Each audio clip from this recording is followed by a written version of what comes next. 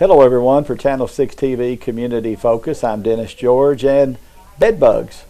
That's kind of been the talk in Marion County after some bugs were discovered on a couch at Marion County High School. All of a sudden they were bed bugs, and I think people somewhat became in a panic, and from what we understand, parents were wanting to take their kids out of school until the problem was solved.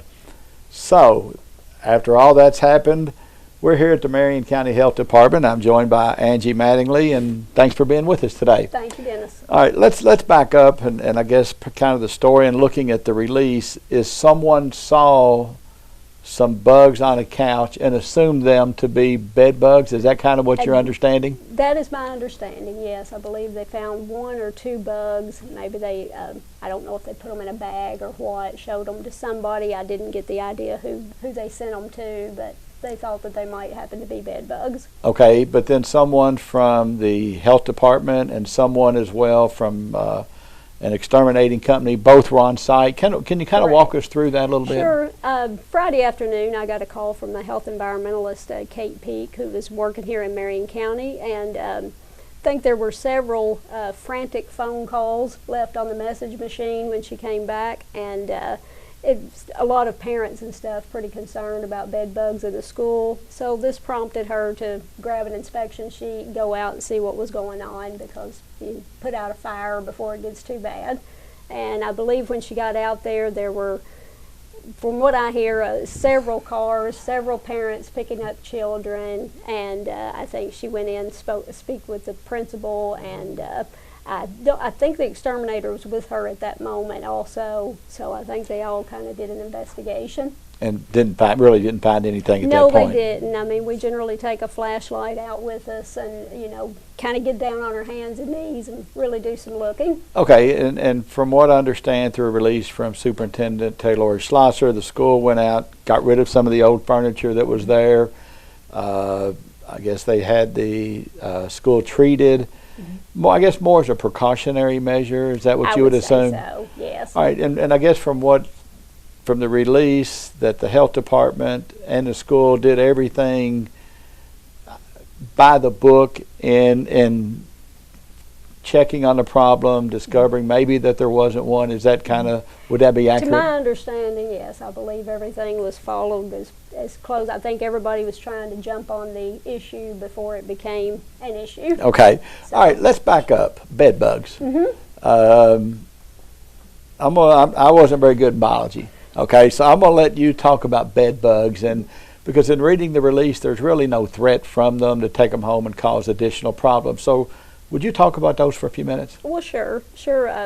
Bed bugs are kind of back with us these days. A few years back, environmentalists were kind of alerted to the fact that bed bugs would probably start becoming more of an issue. They were becoming more prevalent in the area.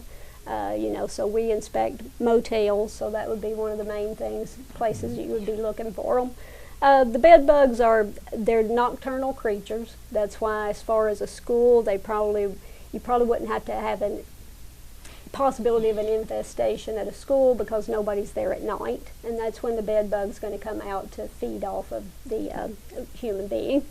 As far as the bug itself, nobody wants bed bugs. I mean, it's a scary thing. I mean, I can understand people's concern. Nobody wants to take bed bugs home. You hear all kinds of stories. It's a lot of common sense procedures, to try and prevent bed bugs from coming into your home. All right. How do we prevent bed bugs from coming there? Yeah. You say it's common sense. Right. Tell us what you guys would recommend. What you recommend as far as a school situation, anytime the kids are bringing their backpacks in or anything, or if you have any kind of you're suspecting that there may be something like that, you're going to visually see a bed bug. They are easy to see. Now if you're like myself, you may need to use your glasses. Okay. But, you can see them. They're going to be about as big as a tick. Are they a moving creature? They'll move pretty fast in the daylight because they want to be in total darkness. Okay. So they're going to be looking for a seam, in a couch or something like that. The main place you're going to find them is in your bed, because they are bed bugs. They come out at night to feed on you, so the bed is where they want to live. A lot of us would like to live in bed a little bit more often too, wouldn't we? Yes, we would.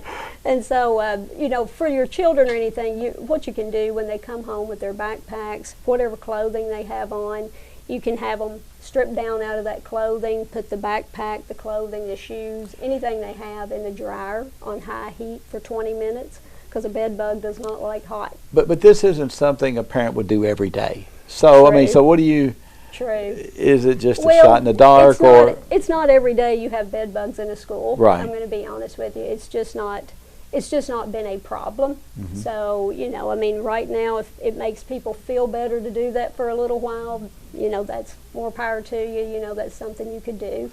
You know, when you're changing your children's beds or anything, a good thing that I do to my own bed a lot of times is just as you're changing the sheets, look into the seam of the mattress, especially at the portion where your head on that end of the mattress. And like I say, just visually inspect that. Make sure you don't see any kind of brown signs of bed bugs. Okay, no, we understand because you compared them to a tick a bit ago that, you know, if a tick sticks to you, there can be some danger. Right. What about a bed bug? Is there any real danger to a human? No, I mean, from what they tell us, there's no transmittable diseases. The only thing you could maybe get a secondary infection, if you are allergic to the bed bug, you'll get like little red whelps and stuff on you. If you start scratching those, just like poison ivy or anything else, you could get a secondary infection that way. But as far as the bug itself transmitting any disease to you, it's not been proven. But I guess when people heard about it on Friday, there was that, oh my goodness, I don't want this coming into my home. Exactly. So if someone did bring it home through a book bag but what other location? Let's back up.